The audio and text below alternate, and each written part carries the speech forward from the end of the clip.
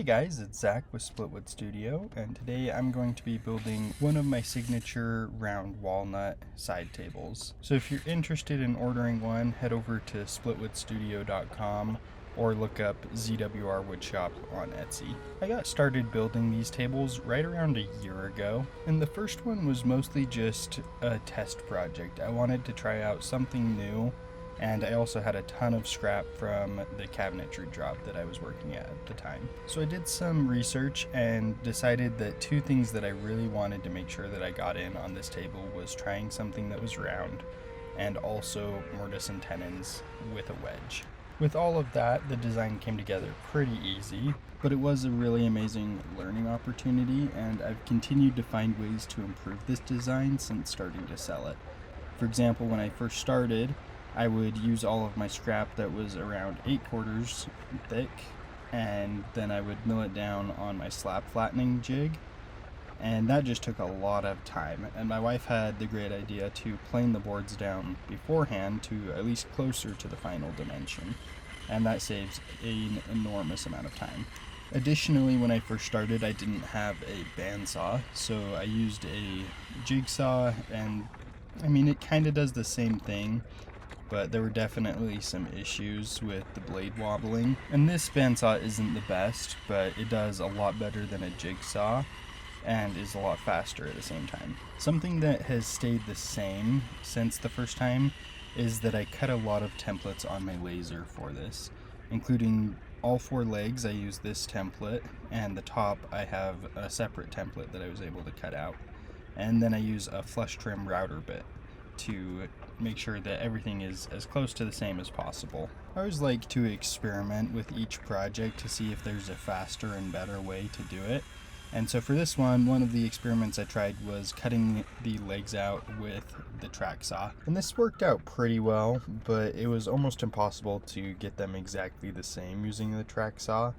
And so I was able to get close to the line, but I ended up bringing all of the legs over to the router table and using a flush trim router with that template still. A little side note for dust collection is if you can get one of these little remotes that activates an outlet, they are amazing. I love being able to turn on the dust collection wherever I am in the shop as long as I have the remote. Another option that I've started using more often is an Alexa with a smart outlet. And that way, no matter where you are in the shop, you can turn on your dust collection and turn it off, and it is just super awesome. The Alexa is a little bit more expensive, however it does also play music or audiobooks. Right now I'm making sure that one face of my board has a perfectly flat surface, and then sending it through the planer ensures that the other surface is perfectly flat as well, but it also ensures that it's perfectly parallel to the first surface. And despite having put brand new blades on this planer about a week ago, they're already dull. So that's another thing. If you can afford to buy a helical head for your planer and your jointer, it makes a huge difference in sound, quality of cut, and blade lifetime. And that's mostly because those blades go from having 3 long blades to having around 60 really small blades that are made out of carbide, which is a lot better metal. After I've got the 2 faces ready, I clean up some of the little odd bits on each leg with the bandsaw so that I'm not removing a whole ton with the router table. This router bit is really good, but you don't want to bog it down, and so getting it to about a 1/16 to an 1/8 of an inch overlap is what I've found works really good. To temporarily put the template on, I use double-sided sticky tape that's specifically designed for woodworking, and I can generally get about 4 uses out of each piece, and so it works out pretty much perfect with all 4 legs. There are 2 things that I don't like about this router table. The first one is the depth adjustment is just really bad. I've talked about it in a previous video, but you have to get in there with channel locks and undo a couple bolts to be able to move it. So I generally just leave this flush trim bit in there because that's one of them that I use the most. The other is that it's too far away from my dust collector, which that's really my fault. This shop layout doesn't allow me to connect it, so I just have to use a shop vac between every cut. Pretty much right after I finished drilling all of these through mortises, I realized that I could have done it with my Festool domino, so I'm really excited to try that out on a future table, but it was too late on this one. Moving on, I used the marking knife to get the exact spot on each table leg, and I made sure to mark them 1, 2, 3, and 4 respectively. And then I began chiseling them out, and that is the biggest reason that I went through with the drill, to hog out the majority of the material in a way that wasn't going to be hard on the tool. But doing that all with a chisel would have been a lot more work. When doing mortises or inlays, I like to follow Cam with Blacktail Studios' advice of you take about half the thickness that's remaining and take that off with your chisel and slowly move towards your marking knife line. And then once you have pretty much no option but to click your chisel into that line, then you take that off. And that works out really well. It leaves a nice crisp line and a perfect fit every time. Another really important factor when doing inlays or mortises is that you need a really sharp chisel. And I don't have a great chisel set. Mine's just a 4-pack of DeWalt chisels, but I'm able to keep them really sharp with just a whetstone sharpening kit that I got off of Amazon. It holds the chisel at the right angle, and then it makes it really easy to be repeatable. And then it also came with a stroke to keep it sharp. Another tip to make sure you get the best inlay or mortise possible is to sand your piece that's going into it first, and then do your marking knife lines. If you do your marking knife lines and then you sand it, you're going to end up with a seam that you will have to fill, but it's always going to have that gap. When doing glue ups, it's always a good idea to think about where the wood glue is going to go, as you don't want that to be on the surface.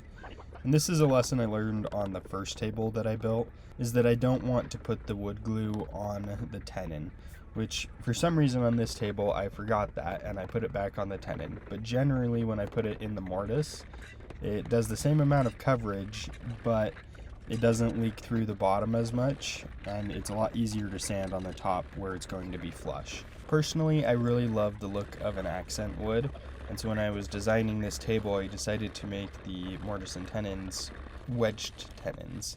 And I put in a little strip of maple for that wedge, just as a tiny little accent, and I love the way it looks. It's just a tiny added detail that changes the whole aspect of the table. Now, for whatever reason, when I was putting the finish on this table, I only recorded a couple seconds of it when I was putting it on the top.